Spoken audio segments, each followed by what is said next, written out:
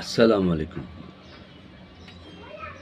শরীফ ওসমান হাদীকে গুলি করে হত্যা চেষ্টা অথবা হত্যা, এর পেছনে খুনির সাথে পূর্ব পরিচয় কাদের সাথে ছিল, তারা কোন দলের সাপোর্টার ছিল,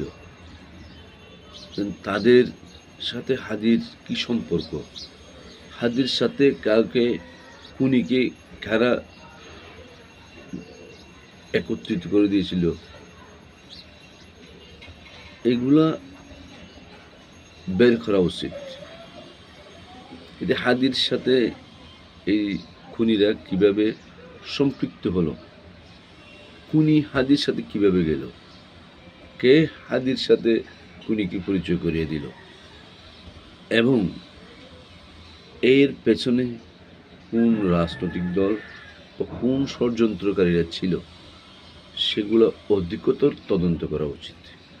যেমন হাদীকে গুলি করা হত্যা চেষ্টা করা হলো, সেদিন খুনিরকে ধরার জন্য কোনো তৎপরতা ছিল না, বরঞ্চ ঘটনাটা ভিন্ন খাতে প্রকাশ করার জন্য বাংলাদেশের প্রখ্যাত রাজনীতিবিদ জনাব মির্জা আব্বাসকে দোষারোপ করে প্রপাগান্ডা চালিয়েছে যারা, তারাও আবার খুনের সাথে ইনডাইরেক্টলি জড়িত হতে পারে। কারণ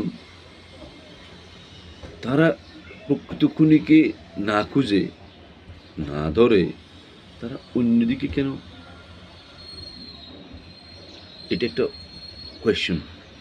এই কোয়েশ্চনটা যদি আমরা পর্যালোচনা করি, দেখা যাবে যে খুনিকে বিদেশে পার করে দেওয়ার জন্য সেই সুযোগটা তারা নিয়েছিল।